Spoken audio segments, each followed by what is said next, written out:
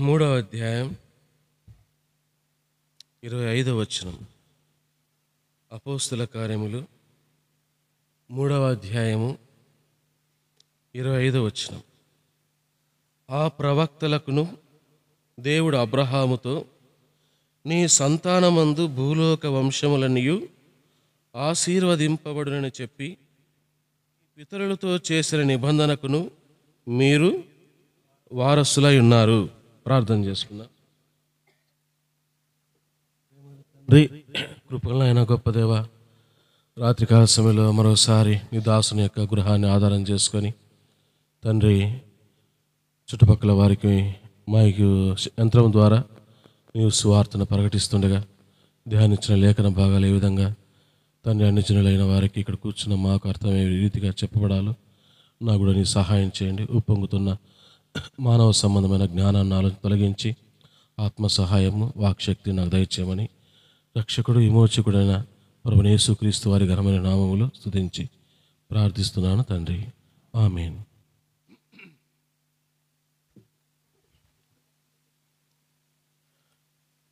ఈరోజు కూడా గృహకూడి కంటానే ఏం చెప్పాలనుకున్నాను. నేను యాక్చువల్గా సిద్ధపడలేదు, కానీ అన్న చెప్పిన వెంటనే నాకు ఒక వాక్యం పైన దృష్టి పోయింది. పాపులను రక్షించుటకు క్రీస్తు యేసు ఈ లోకమునకు వచ్చను. అది చెప్పాలని మనసులో అనిపించింది, కానీ ఎందుకో మళ్ళా కొంత ప్రార్థన చేసుకుంటుంటే ఈ వాక్యం పైన మళ్ళా కొంత దృష్టి పోతూ వచ్చింది. సరే, మచ్చుకు 3వ అధ్యాయము 25వ వచనాన్ని మనం గమనిస్తే, మనం ఉదయకాల సమయంలో కూడా ఈ వాక్యాన్ని 2 భాగాలు చూస్తూ వచ్చినాం. ఆ ప్రవక్తలకును దేవుడు అబ్రహాముతో, నీ సంతానమందు భూలోక వంశములనియు ఆశీర్వదింపబడునని చెప్పి మీ పితరులతో చేసిన నిబంధనకును మీరు వారసులైనారు. దేవుడు అబ్రహాము సంతానము ద్వారా ఏం చేయాలనుకున్నాడు అని మనం చూస్తూ వచ్చినామంటే, ఈ భూలోకములో ఉన్నటువంటి వంశములన్నిటినీ కూడా ఆశీర్వదించాలనుకున్నాడు. మా ప్రియమైన వారలారా, సృష్టికర్త అయిన దేవుడు, పాపుల రక్షకుడైన దేవుడు, సర్వమానవాళిని కలుగజేసినటువంటి దేవుడు లోకములో ఉన్న ప్రతి జాతి మానవుని కూడా ఏం చేయాలనుకున్నాడంటే తను ఆశీర్వదించాలని ఆశపడుతూ వచ్చినాడు. అయితే దేవుడు మనిషిని ఆశీర్వదించాలంటే ఆరిన నేలపైన మానవ జన్మతో ఉన్నటువంటి ఏ మానవునైనా, నువ్వు ఏ దేశస్థుడైనా సరే, ఏ ప్రాంతవాసివైనా సరే, నువ్వు ఎవరైనా సరే, సృష్టికర్త అయిన దేవుడు నిన్ను ఆశీర్వదించాలి అంటే మరి మనం ఏమి చేయాలా అని ఒక 2 విషయాలు ఇక్కడ మనం గమనించవచ్చు. లూకా రాసిన సువార్తలో 16వ అధ్యాయంలో మనకు సుపరిచితుడైన ఒక వ్యక్తి ఉన్నాడు. అతడు ధనవంతుడు అని రాయబడింది. అతని పేరైతే ఇక్కడ రాయబడలేదు, కానీ అతని యొక్క పొజిషన్ అయితే ఇక్కడ రాయబడింది. ఏంటంటే అతని స్థానం, అతడు బహుధనవంతుడు. కాకపోతే ఇతడు ఎవరి కుమారుడని తనకై తాను సర్టిఫికెట్ ఇస్తున్నాడంటే ఇక్కడ లూకా రాసిన సువార్త 16వ అధ్యాయంలో 24వ వచనంలో మనం గమనిస్తే, తండ్రివైన అబ్రహామా అంటున్నాడు. ఏమన్నాడు ఈ వ్యక్తి? ధనవంతుడై ఉన్నటువంటి ఈ వ్యక్తి అబ్రహామును చూడకూడని ప్రాంతంలోంచి చూస్తున్నాడు. ఆ అబ్రహామును ఏమని పిలుస్తున్నాడు? తండ్రివైన అబ్రహామా అంటున్నాడు. ఈ లోకంలో ఉన్నటువంటి ప్రతి ఒక్కరికి కూడా ఎవరంటే ఇష్టం?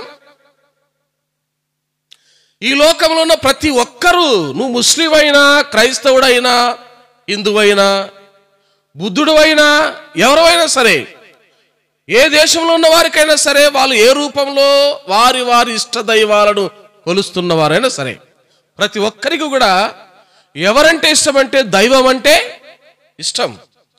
ఆ దేవుడిచ్చే ఆశీర్వాదాలంటే ఇష్టం. కాకపోతే ఈ లోకంలో ఉన్న ప్రతి మానవుడు కూడా ఎవరి సంతానం అని రాయబడింది బైబిల్లో అపోస్తలుడైన పౌలు వేరే వాళ్ళకు సువార్త చెప్తూ, అయ్యలారా మనమంతా కూడా ఆ సర్వేశ్వరుని యొక్క సంతానము అంటాడు. కదా. మనమందరం కూడా సర్వేశ్వరుని యొక్క దేవుని యొక్క సంతానం అంటాడు. మనమందరం కూడా దేవుని బిడ్డలమే, మనమందరం కూడా దేవుని బిడ్డలమే. అయితే మనము చేసే కొన్ని క్రియలను బట్టి ఆ దేవుని మనం ఏం చేసుకుంటున్నామంటే దూరము చేసుకుంటున్నాం. ఇతడు కూడా అబ్రహామును చూచి చూడకూడని ప్రాంతం నుంచి ఆ వ్యక్తిని చూచి ఏమని పిలుస్తున్నాడు? తండ్రివైనా అబ్రహామా అంటున్నాడు. మరి అబ్రహాము దానికి ఏమన్నా అంగీకరిస్తున్నాడా? ఎస్ నా కుమారుడా రా అన్నాడా? ఏమండి, అబ్రహాము ఆ వ్యక్తిని చూసి నువ్వు నా కుమారుడే రా అన్నాడా? అనలేదు. ఏంటి కారణం? అతడు ఇక్కడ చేసిన 2 పొరపాటుల విషయమై నేను చెప్పాలనుకుంటున్నాను. చూస్తే లూకా రాసిన సువార్త 16వ అధ్యాయం 19వ వచనంలో, లూకా రాసిన సువార్త 16వ అధ్యాయం 19వ వచనంలో, ధనవంతుడు ఒకడుండెను. అతడు ఊదారంగు బట్టలను సన్నపునార వస్త్రములు ధరించుకొని ప్రతి దినము బహుగా సుఖపడుచుండువాడు. ఎవరతను?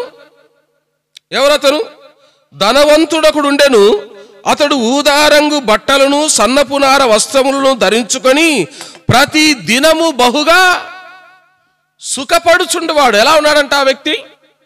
ప్రతి దినము సుఖం. ఎలాంటి బట్టలు వేసుకుంటున్నాడు? ధనవంతుడైన వ్యక్తి ఎలాంటి బట్టలు వేసుకుంటున్నాడు? చాలా కాస్ట్లీ ధర అయినటువంటి దుస్తులు ఇతడు ధరిస్తున్నాడు. ధరిస్తూ తన జీవితాన్ని ఎలా గడుపుతున్నాడంట? సుఖముగా. ఈ రోజు తిన్న తిండి రేపు తినడు, రేపు తిన్న వంటకము ఆ మరుసటి నాడు తినడు.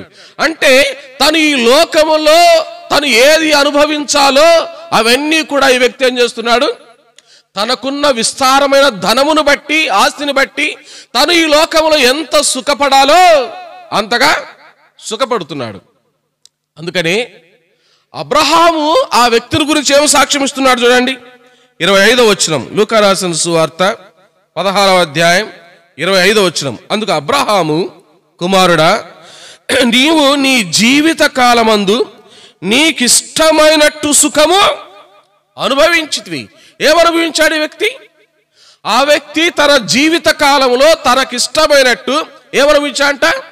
సుఖాన్ని అనుభవించాడు. ఎందుకు చెప్తున్నాడు అబ్రహాం ఆ మాట అంటే, తన జీవితంలో ఏ రోజు కూడా తనకెవరు గుర్తు రాలేదు. నరకములో పడి కాలేంత వరకు కూడా అతనికి దేవుడు అంటే ఎవరో తెలియదండి. అతనికి తెలుసు, కొన్ని విషయాలు తెలుసు. అందుకనే అబ్రహాం చూసేమన్నాడు? తండ్రివైనా అబ్రహామా అంటున్నాడు. బంధాలు తెలియకపోతే, బంధుత్వాలు తెలియకపోతే, ధర్మశాస్త్రం తెలియకపోతే ఎలా పిలుస్తాడు ఆ వ్యక్తి? ఆరని అగ్నిలో ఉండి తండ్రివైన అబ్రహామా అని ఎలా పిలుస్తాడు? అప్పుడు అబ్రహాం అంటున్నాడు, అయ్యా నీవు నీ జీవిత కాలం అంతా ఎలా ఉన్నాడంటే నీకిష్టమైనట్టు సుఖము. అంటే దేవునికి ఇష్టమైన సంగతులేవో అతడు ఏం చేయాలా? తన గ్రహింపులోనికి కూడా ఏ రోజు కూడా తెచ్చుకోలేదండి. దేవుడా, అతడెవరబ్బా? తనకున్న ధనాన్ని బట్టి దేవుడు అంటే అతను ఏం చేస్తూ వచ్చినాడు? లెక్క లేకుండా మాట్లాడుతూ వచ్చాడే. దేవుడు ఉన్నాడా చూపి, ఏది పరలోకమా చూపి, ఏదో చచ్చిపోతే నేను నరకానికి వెళుతానా చూపి, నేను పాపము చేస్తే పాపాన్ని బట్టి నాకు పాతాళం ఉందా, ఏది పాతాళం నాకు చూపి, నరకం ఉందంటున్నారు, స్వర్గం ఉందంటున్నారు, పరలోకం ఉందంటున్నారు, పాతాళంలో ఆరని అగ్నిగుండం అంటున్నారు, నాకు చూపి అన్నట్టుగా సువార్త చెబుతున్న వారితో వాదిస్తూ తన జీవిత కాలం అంతా ఎలా జీవించాడంట? తనకిష్టమైనట్టు జీవిస్తూ వచ్చాడు. ధనం ఏం చేస్తుందంటే దేవునికి ఏం చేస్తుంది? దూరం చేస్తుందండి. అందుకనే ఒక భక్తుడు పుస్తకం రాస్తాడు, అంటే బయట వాళ్ళగా అనుకోండి, క్రైస్తవుడికి ఎప్పుడు ఏముండాలండి? శ్రమ, ఏదో ఒక శ్రమ ఉండాలండి. ఏదో ఒక ముళ్ళు ఉండాలా? ఏదో ఒక ముళ్ళు ఉంటేనే విశ్వాసి కూడా ఎవరిని గుర్తుకు తెచ్చుకుంటాడు? తన దేవుణ్ణి గుర్తుకు తెచ్చుకుంటాడు. లేకపోతే మనము కూడా ఒక్కోసారి దేవుడు ఎవరు అన్నట్టుగా మనం కూడా ప్రవర్తిస్తాం. అందుకని లూకా రాసిన సువార్తలో 12వ అధ్యాయం ఏమన్నాడు చూడండి. అక్కడ ఇంకో ధనవంతుడి గురించి లూకా రాసిన సువార్త 12వ అధ్యాయము 21వ వచనం, దేవుని ఎడల ధనవంతుడు కాక తన కొరకే సమకూర్చుకొని వాడు అలాగుననే ఉండునని చెప్పాను. అంటే ఈ ధనవంతుడైనటువంటి ఆ వ్యక్తి, అబ్రహాము నా తండ్రి అని చెప్పుకునే ఆ వ్యక్తి ఎవరి ఎడల ధనాన్ని సంపాదించుకోలేదంట? దేవుని ఎడల తన ధనాన్ని తాను సంపాదించుకోలేరు ఏ రోజు కూడా. దేవుడు కూడా ఏమన్నాడు? మన ధనం ఎక్కడుంది, మన బ్యాంక్ ఎక్కడుంది? పరలోకములో ఉంది. పరలోకములో మీ ధనాన్ని మీరు సమకూర్చుకోండి అన్నాడు. అక్కడ ఏమి కూడా దొంగరాడు చిమ్మెట కొట్టదు. నీ నోట్లు ఎలా ఉండాలో అలానే ఉంటాయి, నీ బంగారు ఎలా ఉండాలో అలా ఉంటుంది. ఎక్కడ సునామీ వస్తే, వరదలు వస్తే, అగ్ని ప్రమాదం జరిగితే నీ నోట్లు ఉండవు, నీ బిల్డింగ్లు ఉండవు, నువ్వు ఉండవు, ఎవరు ఉండరు ఈ లోకములో. ఈ ధనవంతుడు తనకున్న ధనమును బట్టి ఏ రోజు కూడా తనను సృష్టించిన సృష్టికర్త యొక్క ఆ మనసును తాను గ్రహించక ధనవంతుడు తన ధనాన్ని బట్టే అతిశయిస్తూ వచ్చినాడు. తన దేవుణ్ణి ఏ రోజు కూడా, తన దేవుని గురించి ఏ రోజు కూడా తను ఆలోచించలేదు. కాబట్టి కొరింథీయులకు రాసిన మొదటి పత్రిక 15వ అధ్యాయంలో అక్కడ పౌలు ఏమంటాడు చూడండి. ఎవరు ఆలోచించరు? దేవుని గురించి ఎవరు ఆలోచించరు? దైవ సంబంధమైన సంగతులు ఎవరు ఆలోచించరు? ఈ లోక సంబంధమైన సంగతులు ఎవరు ఆలోచిస్తారని రాబడిందో చూడండి. కొరింథీయులకు రాసిన మొదటి పత్రిక 15వ అధ్యాయము 32వ వచనం నుంచి మనుష్య రీతిగా నేను ఎఫెసులో మృగముతో పోరాడిన నాకు లాభమేమి? మృతులు లేపబడిన ఎడల రేపు చనిపోదాము గనక ఏం చేయాలంట? తిందము త్రాగుదము, మోసపోకుడి, దుష్ట సాంగత్యము, మంచి నడవడిని చెరుపును, నీతి ప్రవర్తన గలవారై మేల్కొని పాపము చేయకుడి, దేవుని గూర్చిన జ్ఞానము అది కొరవడిందండి. ఎవరికి? తండ్రి అయిన అబ్రహాము అని పిలిచిన ఆ వ్యక్తికి ఏ జ్ఞానము లేదు? దైవ సంబంధమైన జ్ఞానము లేకుండా బతుకుతూ వచ్చాడు ఈ భూలోకములో. దేవుని గురించిన జ్ఞానాన్ని సంపాదించుకోకుండా బ్రతుకుతూ వచ్చినాడు ఈ లోకములో. అందుకనే పైన ఏం రాయబడింది? రేపు చనిపోదుము గనక ఏం చేయాలంట? తినాలా, తాగాలా, ఆదివారం వస్తే తినింది అరిగేంత వరకు ఆడాలా, పాడాలా. మనిషి జీవితం ఇదే కదా, ఎంజాయ్. అయ్యా నీకుండేది చిన్న జీవితం, ఎప్పుడు పోతావో తెలియదు, ఎప్పుడు ఉంటావో తెలియదు. కాకపోతే ఉన్నదాంతో ఇప్పుడే ఏం చేయాలంట? అనుభవించు రాజా. ఏమనుభవించాలా? సుఖాన్ని అనుభవించు. నీకున్న దానితో దేవుడెవరో మనకు అవసరం లేదు. ఆ దేవుడి యొక్క పద్ధతులు మనకు అవసరం లేదు. ఆ దేవుడి మనసులో ఏముందో మనకు అవసరం లేదు. దేవుడు మనకు అన్ని ఇస్తున్నాడు. గాలి ఇస్తున్నాడు, భూమిని ఇచ్చినాడు, ఆకాశముని ఇచ్చినాడు, భూమి యొక్క పంట ఇస్తున్నాడు, అవసరమైతే వర్షాన్ని ఇస్తున్నాడు. దేవుడు ఇచ్చిన దాంతో నువ్వు తిని ఆ దేవుని నువ్వు మర్చిపో అంటుంది ప్రపంచం. ధనవంతుడు అదే చేస్తున్నాడు. ఇక్కడ దైవ సంబంధమైన జ్ఞానము వారికి లేదంట. ఎవరికి? ఈ లోకములు బహుగా సుఖపడుతున్న వారికి. మా ఫ్రెండ్ ఒక అతను ఉన్నాడు, చిన్ననాటి స్నేహితుడు, పైగా బంధువు. ఏమంటాడంటే, నాతోనే ఉన్నాడంటే, దేవుడు ఉన్నాడా? ఎక్కడున్నాడు? మీరంతా ఏదో చెప్తారు, కష్టపడకుండా ఎట్టొస్తుంది? మనిషి సుఖంగా జీవించాలంటే ఒకటి కావాలంట. ఏమి కావాలా? డబ్బు, డబ్బు, డబ్బు. ఏం కావాలంటే? మనిషి సుఖముగా జీవించాలంటే డబ్బు ఒకటే ఉంటే సరిపోద్ది అంటున్నాడు మా స్నేహితుడు. లాస్ ఏంజిల్స్లో హాలీవుడ్ హీరోయిన్స్ యొక్క భవనాలు ఏమైపోయాయండి? కేరళలో ఒక ప్రాంతంలో రాత్రికి రాత్రి వర్షం వస్తే గ్రామమే కొట్టుకుపోయింది. ఏమైంది? నువ్వు సంపాదించుకున్న డబ్బు, ఏమైంది? నువ్వు సంపాదించుకున్న బిల్డింగ్స్ ఏమైపోయాయండి? ఖరీదైన కోట్ల రూపాయల కార్లు వరదల్లో కొట్టుకుపోతున్నాయే, అగ్నికి ఆహుతైపోతున్నాయే, భవంతులు కాలిపోతున్నాయే. ఏమైంది ప్రియుడా నువ్వు సంపాదించుకున్న డబ్బు? ఆలోచించు ఒక్కసారి.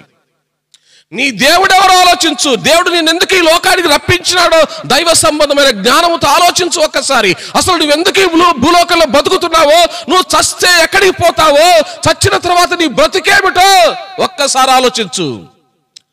అందుకని ఇక్కడ ఏమన్నాడు? కొరింథీయులకు రాసిన మొదటి పత్రిక 15వ అధ్యాయంలో వాళ్ళు ఏమంటున్నారంట చూడండి అన్నమాట. కొరింథీయులకు రాసిన మొదటి పత్రిక 15వ అధ్యాయము 32వ వచనంలో, మృతులు లేపబడని ఎడల రేపు చనిపోదుము గనక ఏం చేయాలంట? తినాలా, తాగాల, ఆ ధనవంతుడు బహుగా సుఖపడుచుండెను. మనిషికి తను చనిపోయిన తర్వాత ఏమి జరుగుతాదో తెలియదు కాబట్టి ఇదే జీవితం అనుకుంటున్నాడు. అందుకనే చాలా మంది ఏమంటారు, రేయ్ చనిపోతే నువ్వు చూసినావరా ఏం జరిగేది, తక్కీడో బిక్కీడు అంట. తక్కెళ్ళులే బిక్కిళ్ళు వాడా ఒకటే. అక్కడ తక్కెళ్ళు బిక్కిళ్ళు ఏముండవండి. నీ దేవుణ్ణి, ఈ లోకములో నిన్ను సృష్టించిన నీ సృష్టికర్త అయిన దేవుణ్ణి, నిన్ను పోషిస్తున్న ఆ పోషకుడైన నీ దేవుణ్ణి, నీకు గాలి ఇస్తున్న ఆ దేవుణ్ణి. కరోనా టైంలో గాలి వాల్యూ తెలిసింది పేషెంట్లకి. కరోనా టైంలో గాలి యొక్క విలువేందో తెలిసింది తల్లిదండ్రులకి. ఏమండి ఎన్ని లక్షలు పోసినారు దేనికోసం? ఏమండి కరోనా టైంలో ఒక పేషెంట్ ఊపిరితిత్తుల వ్యాధితో బాధపడుతున్నప్పుడు శ్వాస అందక, హాస్పిటల్ దొరక్క, ఆక్సిజన్ సిలిండర్లు దొరక్క లక్షలు లక్షలు లక్షలు పోసి సిలిండర్లు కొనుక్కొని గాలి పీల్చుకున్నారు కదండి ఐసీయూలో. పిచ్చి మానవుడా, నీవు బతకాలంటే గాలి కావాలి. కరోనా టైంలో గాలి కొనుక్కొని బతికినావే. ఎంతమంది ప్రాణాలు పోయినాయండి, ఎంతమంది ప్రాణాలు పోయినాయి.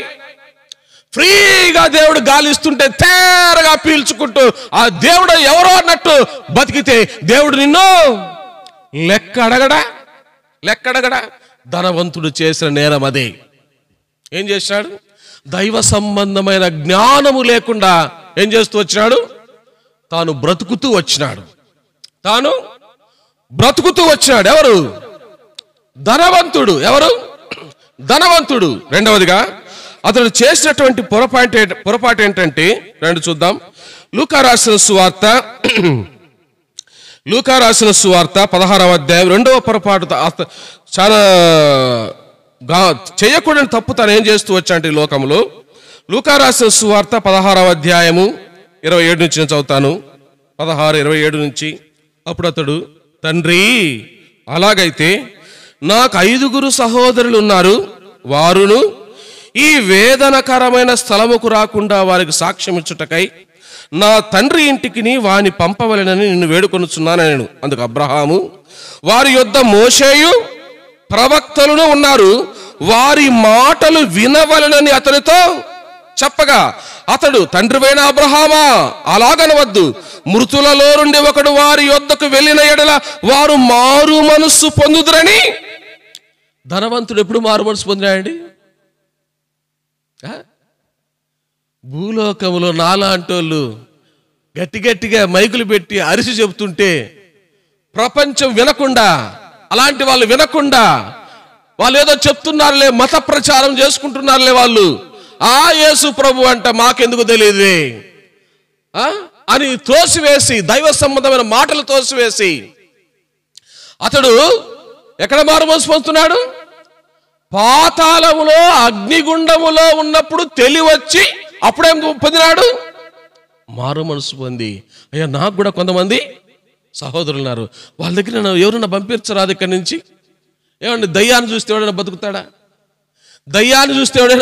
చచ్చిపోయినవాడు తిరిగి వస్తే ఇంటికి వాడు చస్తాడు. చచ్చినవాడిని చూస్తే బతుకున్నవాడు కూడా చచ్చిపోతాడు. అప్పుడు అబ్రాహాము ఏమన్నాడు? ధనవంతుడా, అది కుదరదు నాయన, కుదరదు. కింద ఎవరున్నారు? భూలోకంలో ఉన్నారు. మోషే ఉన్నాడు, ప్రవక్తలు ఉన్నారు. వారు చెప్పినట్టు వారు వింటే వాళ్ళు నా దగ్గరకు వస్తారు, వాళ్ళు అబ్రహాము కుమారులు అవుతారు. వారే అబ్రహాము కుమారులు. అంటే ధనవంతుడికి కొన్ని విషయాలు తెలిసినప్పటికీ అబ్రహాము పర్టికులర్గా పేరుని చెప్తున్నాడు అక్కడ. అంటే మోషే ప్రవక్తల గురించి ఎవరికి తెలుసు?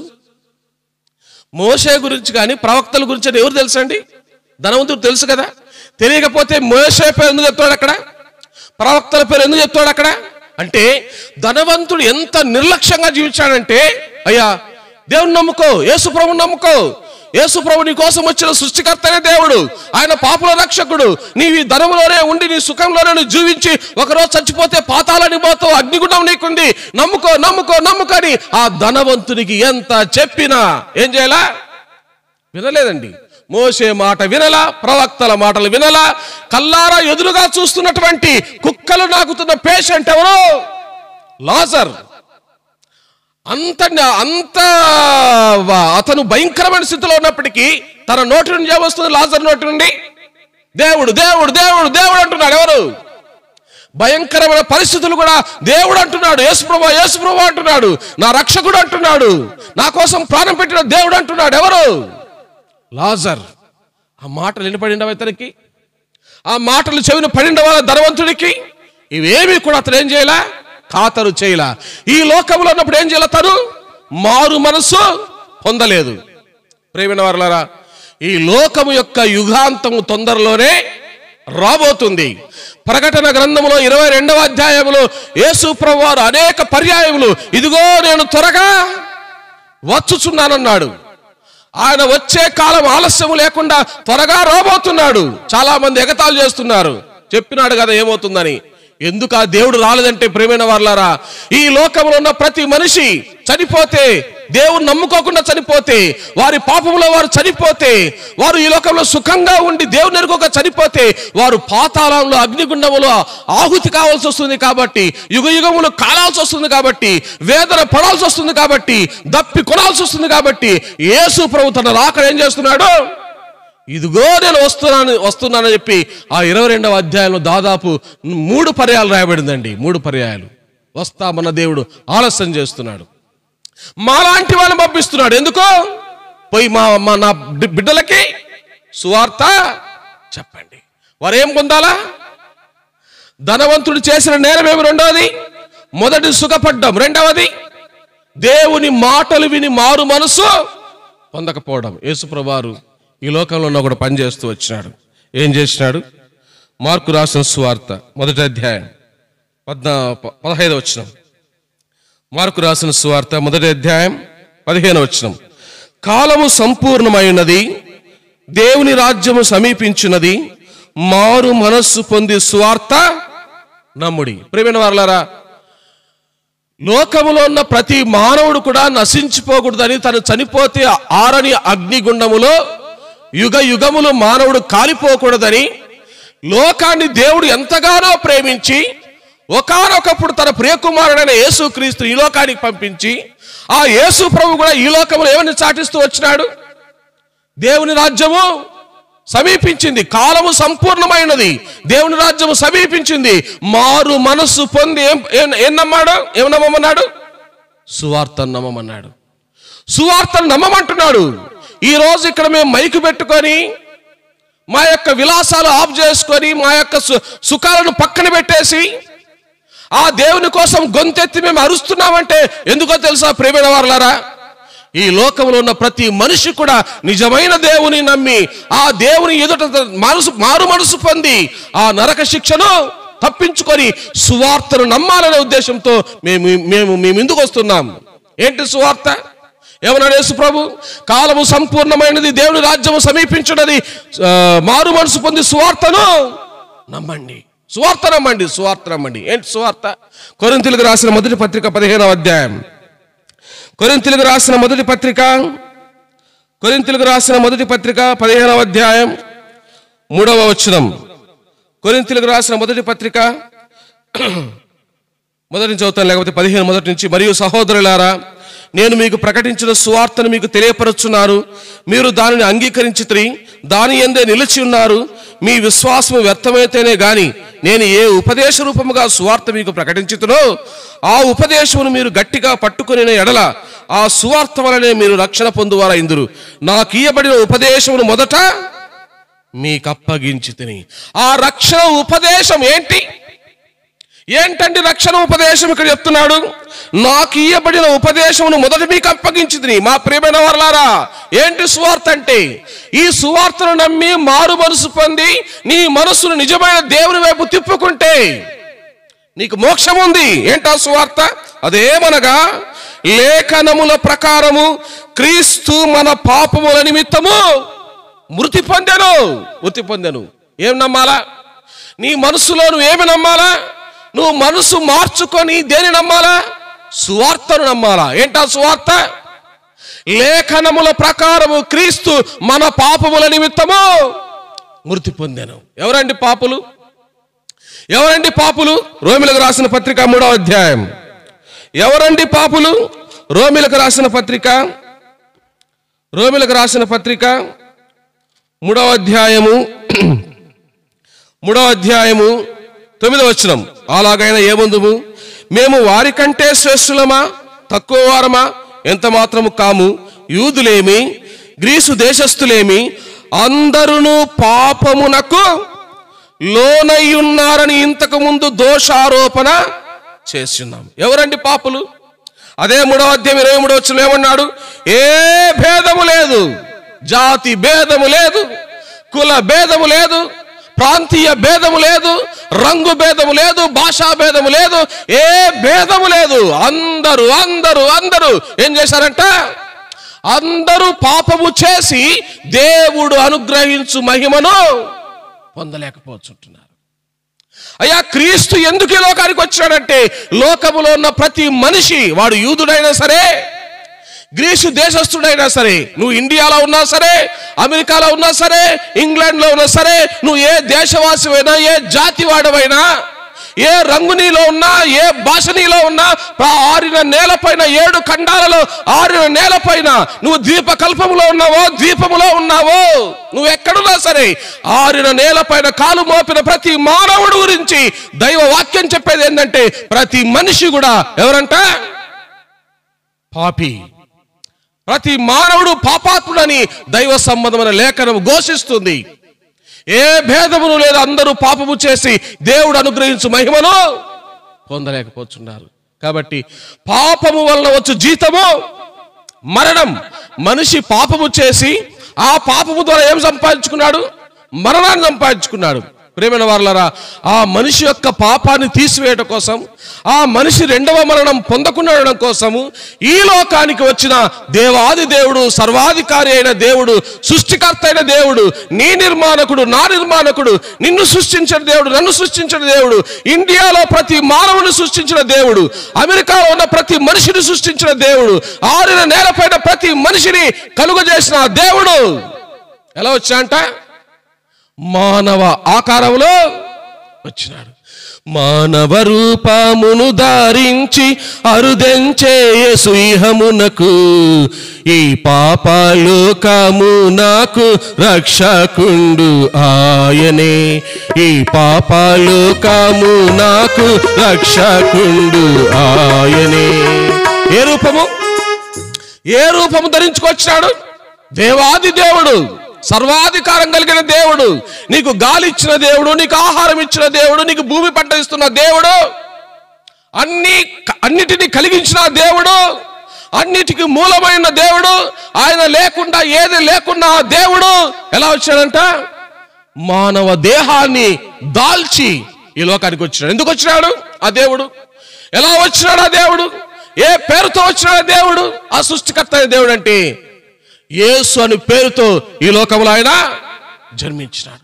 ప్రతి మనిషి కోసం, ప్రతి మానవుడి కోసం ఆయన ఏం చేస్తా వచ్చినాడు? అనేక నిందలు, అవమానములు, శ్రమలు భరిస్తూ వచ్చినాడు. ఆ కలువరి శిలువ పైన రక్తము కార్చినాడు, మేకులు కొట్టించుకున్నాడు, ముళ్ళ కిరీటం ధరించినాడు, ప్రక్కలో బల్లెపు పోట్లు భరించినాడు. దేనికోసం? సృష్టికర్త అయిన దేవుడు దేనికోసం భరించాడు అవని చాలా మంది అంటున్నారు. శిలువ పైన వేలాడి 3 మేకులు పిక్కోలేని వాడు దేవుడు ఎలా అవుతాడని కామెంట్ చేస్తున్నారు. మంచిదే. నశించుచున్న వారికి దేవుని సువార్త ఎలా ఉందంట? అది వెరితనంగా ఉంది. అది వెరితనంగా ఉంది. ప్రియమైన వారలారా, దేవుడు నీకు పుణ్యకార్యం నిన్ను పుణ్యలోకంలో చేర్చడానికి, ఆ దేవుడు నిన్ను మోక్షరాజ్యంలో చేర్చడానికి, ఆ దేవుడు నిన్ను స్వర్గరాజ్యంలో చేర్చడానికి, పరలోకంలో చేర్చడానికి నీకేమి ప్రయాస పెట్టలేదు కదా. సూక్ష్మంలో మోక్షం ఆ దేవుడే నీ కోసం వచ్చినాడు. ఆ దేవుడే నీ పాపము శిక్ష భరించినాడు. ఆ దేవుడే నీ కోసం రక్తము కార్చినాడు. యేసు రక్తము ప్రతి పాపము ఉండి ప్రతి మనిషిని ఏం చేస్తుందంట? పవిత్రులుగా చేయను, పవిత్రులుగా చేయను. ప్రేమైన వారలా, ఏంటా సువార్త? ఏంటా సువార్త? లేఖనముల ప్రకారము క్రీస్తు మన పాపముల నిమిత్తము ఏం చేయబడ్డాడు? ఆయన చనిపోయినాడు, సమాధి చేయబడ్డాడు. లేఖనముల ప్రకారము 3వ దినమున లేచినాడు. లేచినాడురా, సమాధి గెలచినాడురా, యేసు లేచినాడురా, సమాధి గెలచినాడురా. లేతునని తా చెప్పినట్లు లేఖనములో పలికినట్లు, లేతునని తా చెప్పినట్లు, లేఖనములో పలికినట్లు చెప్పి మరి సమాధిని లేచిన దేవుడు ఎవరంటే ఎవరు? చెప్పి మరి లేచినాడు, చెప్పి మరి ప్రాణం పెట్టినాడు. యేసు ప్రభు ఈ లోకానికి వస్తాడని ముందుగా ప్రవచనాలు ప్రవచింపబడ్డాయి. కొన్ని వేల సంవత్సరాల క్రితమే యేసు ప్రభు చనిపోతాడని కొన్ని వేల సంవత్సరాల క్రితమే లేఖనాలు ఘోషిస్తూ వచ్చినాయి. పెద్ద పెద్ద ప్రవక్తలు ప్రవచిస్తూ వచ్చినారు. యేసు ప్రభు రక్తము కారుస్తాడని లేఖనాలు ఘోషిస్తూ వచ్చినాయి. ఆయన పుట్టక ముందే యేసు ప్రభు చనిపోయి సమాధిని గెలిచి తిరిగి లేస్తాడని ఎప్పుడో లేఖనాలు చెప్తూ వచ్చినాయి. ఆయన చనిపోక ముందే ఎవరండి ఎవరైనా సర్వాధికారం కలిగిన దేవుడు. అందుకని యేసు ప్రభు ఈ లోకంలో జీవించిన ఒక మాట అన్నాడు, ప్రియమైన వారలారా, ఇదిగో నా ప్రాణమును నేను పెట్టుచున్నాను, దాన్ని తిరిగి తీసుకున్నట్టు నాకు అధికారం కలిగిన దేవుడు, ప్రాణం పెట్టిన దేవుడు, ప్రాణాన్ని తిరిగి తీసుకున్న దేవుడు ఎవరు? ప్రభు అయిన యేసుక్రీస్తు వారు. అమ్మా అయ్యా, సూక్ష్మంలో మోక్షం. నువ్వు దేవుని రాజ్యంలో చేరాలంటే, పరలోక రాజ్యంలో చేరాలంటే, ఆ మోక్ష రాజ్యంలో చేరాలంటే నువ్వేం చేయాల్సిన పనిలే. ఏం చేయాలంట? నువ్వు మారు మనసు పొంది ఏమి నమ్మాలా? సువార్త. యేసు ప్రభు అని నోటితో ఒప్పుకొని దేవుడు మృతులలో నుండి ఆయన లేపెనని నీ హృదయమందు విశ్వసించినడలా నీవు రక్షణ పొందుతావు. ఏంటా రక్షణ? ఆ ధనవంతునికి అనేక మంది మోషే లాంటి ప్రవక్తలు, అనేక మంది ఇతర ప్రవక్తలు, ఆ లాజరు లాంటి దరిద్రుడు అనేక పర్యాయాలు, అయ్యా దేవుని నమ్ముకో, అయ్యా యేసు ప్రభువుని నమ్ముకో, అయ్యా ఆయన నిజమైన దేవుడు, అయ్యా ఆయన నీ కోసం ప్రాణం పెట్టిన దేవుడు, ఆయన నీ కోసం రక్తము కాచిన దేవుడు, ఆయన సృష్టికర్త అయిన దేవుడు అని పదే పదే పదే పదే నెత్తి నోరు కొట్టుకొని ఆ దేవుడి గురించి ఆ ధనవంతునికి వివరించి చెప్పినా వాడు నమ్మలా. దేనికోసం? వాని సుఖం, వాని అహం, వాని ధనం వాని కళ్ళకేం చేసింది? పొరలు కమ్మేసింది. ఎప్పుడు మారు మనసు? ఎప్పుడంట మారు మనసు? అప్పుడు గుర్తొచ్చాడు బిడ్డ నీకి. ఎవరు? దేవుడు కాదు. ఎవరు గుర్తొచ్చాడు? తండ్రివైనా అబ్రహామా. అప్పుడు గుర్తొచ్చినాడా? గ్లాస్తో కాదు నీళ్ళు, టీ గ్లాస్తో కాదు నీళ్ళు. దేంతో అంట? చిటికిన వేల కొలతో ఆరని అగ్నిలో సాల్తాయి బిడ్డ నీకి. ఆ చిటికిన వేలతో నీళ్లు ముంచి నీ నాలుక పైన వేస్తే నీ దాహం చల్లారిపోద్దా? ప్రియమైన వారలారా, ఆరని అగ్ని, భయంకరమైన అగ్నిగుండం, వేదన, దుఃఖం, బాధ, యుగ యుగములు ఆరని అగ్ని. అది అగ్నిని తప్పించడానికి ఆ దేవుడి రాత్రికాల సమయంలో ప్రేమతో నిన్ను పిలుస్తున్నాడు. అయ్యా రా, నా దగ్గరికి రా, నన్ను నమ్ము, మారు మనసు పొందు. ఇదో నేను నిన్ను ఆ పరదేశంలో చేర్చుకుంటా, పరలోకంలో చేర్చుకుంటా. యేసు ప్రభు నమ్మిన ప్రతి వ్యక్తి ఎక్కడుంటాడు? ఏ రొమ్మున ఉంటాడు? అబ్రహాము రొమ్మున అనుకుంటారండి. అబ్రహాము సంతానాన్ని ఆశీర్వదించిన ప్రతి ఆశీర్వాదపు వ్యక్తి ఎక్కడ ఆడుకుంటాడు? అబ్రహాము రొమ్మున అనుకుంటాడు. ఆ సంతోషకరమైన స్థలములు, ఆ స్వర్గ సీమలు, ఆహ్లాదకరమైన, ఆనందకరమైన, వైభవోపేతమైన ఆ పరలోక రాజ్యములో, ఆ స్వర్గములో, ఆ మోక్షములో ఆ దేవుడు నిన్ను చేర్చుకోవడానికి, అబ్రహాము రొమ్మున నిన్ను చేర్చడానికి, అబ్రహాము పొందిన ఆశీర్వచనం అనేకులకు ఈ లోకంలో ఇవ్వడానికి సువార్త ద్వారా దేవుడు ఏం చేస్తున్నాడు? నువ్వు కూడా ఏ లిస్టులో చేర్చాలని దేవుని కోరిక. అనేకులు యేసు ప్రభు నమ్మని వారందరినీ ఏ జాబితాలో చేర్చాలని దేవుడు ఆశపడుతున్నాడు? అబ్రహాము యొక్క సంతానములు. ఆ వ్యక్తి నమ్మక సుఖానికి అలవాటు పడి అబ్రహాము కుమారుడు అనిపించుకున్నాడు. అతడు యోగ్యత కోల్పోతూ వచ్చినాడు. ఒక అతను ఉన్నాడండి, వాడు ఇన్కమ్ ట్యాక్స్ ఆఫీసర్. రండి, లూకా రాసిన సువార్త 19వ అధ్యాయం. లూకా రాసిన సువార్త 19వ అధ్యాయం 9వ వచనం.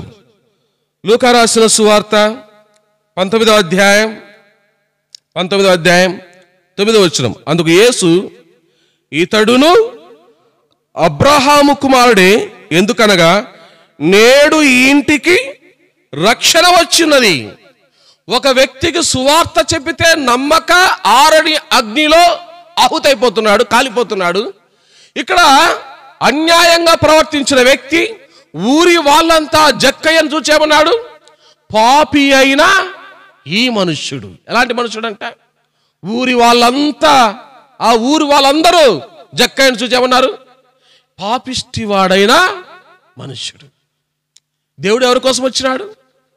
పాపులను రక్షించుటకు యేసు ప్రభు లోకానికి వచ్చినాడు. నేను పాపులనే పిలవచ్చింది కానీ నీతిమంతులు నేను పిలవరాలేదు. ప్రేమైన వారలారా, నీతిమంతుడు లేడు, ఒక్కడు కూడా లేడు. ఏ భేదము లేదు, అందరూ కూడా పాపము చేసి వారే, పాపం చేసిన వారే. కాబట్టి ప్రేమైన వారలారా, ఆ ఊరి వారందరూ ఇతను ఏమన్నారు? ఒరే పాపాత్ముడా, ఒరే పాపాత్ముడా అంటున్నారు. కానీ ఆ సృష్టికర్త అనే దేవుడు ఊరిలో వాళ్ళ చేత వెలివేయబడుతున్న ఆ మనుషుని చెంతకు పోతూ వచ్చాడు. చూడండి అన్నమాట. లూకా రాసిన సువార్త 19వ అధ్యాయం, లూకా రాసిన సువార్త 19వ అధ్యాయం 4వ వచనం. అప్పుడు యేసు ఆ త్రోవను రానయుండెను గనుక అతడు ముందుగా పరిగెత్తి ఆయనను చూచుటకు ఒక మేడి చెట్టు ఎక్కెను. యేసు ఆ చోటికి వచ్చినప్పుడు కన్నులెత్తి చూచి, జక్కయ్యా త్వరగా దిగు. ఎవరు పిలిచినాడు? దేవుడు ఎవరు పిలిచాడండి?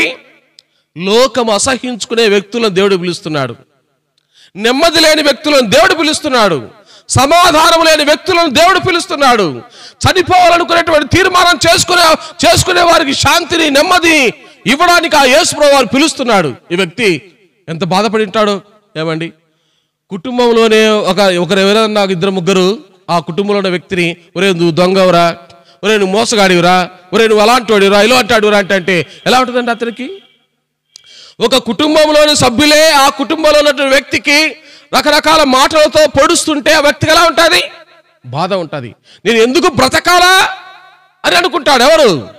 బాధపడుతున్న వ్యక్తి. ఊరి వారంతా జక్కయ్యను చూసి ఏమన్నాడు? పాపాత్ముడు, పాపాత్ముడు, పాపాత్ముడు. అతను కనబడుతుంటే ఒరే పాపాత్ముడు అని పేరు పెట్టాడు. ఎవరు? ఊరి ప్రజలందరూ. నెమ్మది లేని అతని జీవితానికి ఒకానొక రోజు యేసు ఎవరో చూడాలనుకున్నాడు. చూడు ఒకసారి, అనుకో ఒకసారి, యేసు ఎవరు అని ఒకసారి నీ ప్రశ్న వేసుకొని మదిలో ఆలోచించాను. ఆయన గురించి ఒక్కసారి, ఆయన నీ కోసం ఈ లోకానికి ఎందుకు వచ్చినాడో ఒక్కసారి ఆయన గురించి ఎంక్వైరీ చేయి. బైబిల్లో అనేకులు అలా పరిశీలించినారు. ఆ దేవుడు ఎవరో పరిశీలించినారు, సత్యాన్ని కనుక్కున్నారు, నిజమైన దేవుణ్ణి కనుక్కొని ఆ గొప్ప రక్షణ వాళ్ళు పొందుతూ వచ్చారు. ప్రేమైన వారలారా, ఇతడు ఎవరిని చేర్చుకున్నాడు? తన ఇంటిలో ఎవరిని చేర్చుకున్నాడు? యేసు ప్రభు వారిని తన ఇంటిలో చేర్చుకోవటాన్ని బట్టి అతడు ఎవరు కుమారుడైనాడు? ఇతడు అబ్రహాము కుమారుడే. నువ్వు దేవుని కుమారుడు కావాలని ఆశపడుతున్నావా? దేవుని రాజ్యంలో యుగ యుగాలు ఉండాలని ఆశపడుతున్నావా? ప్రకటన గ్రంథం 3వ అధ్యాయంలో ఆ యేసు ప్రభువు అంటున్నాడు, ఇదిగో నేను తలుపుల వద్ద నిలుచుండి తట్టుచున్నాను, నీ ఇంటిలోకి రావాలని, నీ హృదయం అనే ఇంటిలోనికి రావాలని. చాలా చక్కటి పాటలు రాస్తారు బయట ఉన్న వాళ్ళు. హృదయమనడి తలుపు నొద్ద యేసునాథుండు నిలచి సదయుడగుచు తట్టుచుండు సకల విధములను. ఏం చేస్తున్నాడు మనిషి? నువ్వు పాపాత్ముడవైనా, చెడిపోయిన వాడవైనా, నువ్వు వ్యభిచారంలో ఉన్నావో, త్రాగుబోతులో ఉన్నావో, నరహత్యలతో చేస్తున్నావో, సమాధానం లేకున్నావో, నువ్వు ఎవరివైనా సరే, ఏ పాపములో నువ్వు పడిపోయినా సరే నీ హృదయమనే తలుపు వద్దకు వచ్చి ఏం చేస్తున్నాడు యేసు ప్రభు? నీ ఇంటిలోకి రావాలని, నీ బ్రతుకును మార్చాలని, నీ స్థితిని మార్చాలని, నీకు సంతోషం ఇవ్వాలని, నిన్ను కూడా ఆ దేవుని ప్రజలలో చేర్చాలని యేసు ప్రభు రాత్రికాల సమయంలో పిలుస్తున్నాడు. ఆశీర్వాదం కావాలంటే నమ్ముకో యేసు ప్రభుని. అందుకని ఏమన్నాడు తర్వాత నెక్స్ట్ మాట? నశించిన దానిని వెదకి రక్షించుటకు మనుష్య కుమారుడు వచ్చిన. ప్రేమైన వారలారా, ఈ లోకమంతా నాశనానికి జోగుతున్నప్పుడు, పాపములో పడి నాశనములకు జోగుతున్నప్పుడు ఆ నాశనములో ఉన్న ప్రజలను రక్షించడానికి వచ్చిన దేవుడే ప్రభు అయిన యేసుక్రీస్తు వారు. కొన్ని మాటలు మీకు చెప్పినామండి. కొన్ని మాటలు మీకు చెప్పినాం. ఆశీర్వదించబడిన గుంపులో ఉంటావో, లేదా ఆ దేవుని నమ్మక, సువార్తను నమ్మక, మారు మనసు పొందక ఆరుని అగ్నిలో యుగ యుగములు ఉంటావు. Choice is yours. అంతే చెప్పినాం. మా ధర్మం, అమ్మా యేసు ప్రభువు నమ్ముకోండి, ఆ దేవుడు ఎలాంటి వాడు చెప్పినాం, ఆ సువార్త ఎలాంటిదో చెప్తూ వచ్చినాం. నువ్వు మారు మనసు పొంది సువార్త నమ్మితే దేవుని రాజ్యంలో ఉంటావని చెప్పినాం. యేసు రక్తము ప్రతి పాపం నుండి నేను కడిగి నేను నీతిమంతుడుగా తీరుస్తుంది, నేను పరిశుద్ధుడిగా తీరుస్తుంది. నువ్వు చనిపోతే నీకంటూ మరొక జీవితాన్ని ఇస్తుంది. ఆ సువార్త. కాబట్టి ప్రియమైన వాళ్ళారా, ఒక్కసారి ఈ రాత్రి కాల సమయంలో నీ మంచం మీద నువ్వు పడుకునేటప్పుడు ఆ దేవుడు ఎవరో అని ఒక్కసారి ఆలోచించు. ఆ దేవుడు నిన్ను ఆశీర్వదిస్తాడు. ప్రార్థన చేసుకో.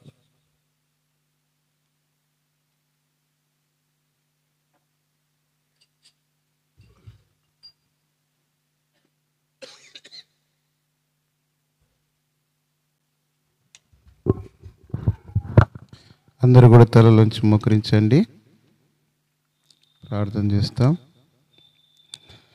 చూడుము సోదర, దేవుడు ఎంతో ప్రేమించే ఈ జగతిన్, ప్రియుడా ప్రేమించే ఈ జగతిన్. చూడుము సోదర, దేవుడు ఎంతో ప్రేమించే ఈ జగతిన్, ప్రియుడా ప్రేమించే ఈ జగతిన్. సిలువలో ప్రాణము నర్పించ క్రీస్తు, సిలువలో ప్రాణము నర్పించ క్రీస్తు, యేసుని పంపెను, ప్రియుడా యేసుని పంపెను. సాటిలేనిది యేసుని రక్తము, పాపమును కడుగును, ప్రియుడా పాపమును కడుగును. సాటిలేనిది యేసుని రక్తము, పాపమును కడుగును, ప్రియుడా పాపమును కడుగును. యేసుని నీవు క్షమించుమని వేడు, విరిగిన హృదయముతో, ప్రియుడా విరిగిన హృదయముతో. యేసుని నీవు క్షమించుమని వేడు, విరిగిన హృదయముతో, ప్రియుడా విరిగిన హృదయముతో. యేసుని అమూల్య రక్తధారాలు, యేసుని అమూల్య రక్తధారాలు కడుగును పాపమెల్లా, ప్రియుడా కడుగును పాపమెల్లా. సాటిలేనిది యేసుని రక్తము, పాపమును కడుగును, ప్రియుడా పాపమును కడుగును. సాటిలేనిది యేసుని రక్తము, పాపమును కడుగును, ప్రియుడా పాపమును కడుగును.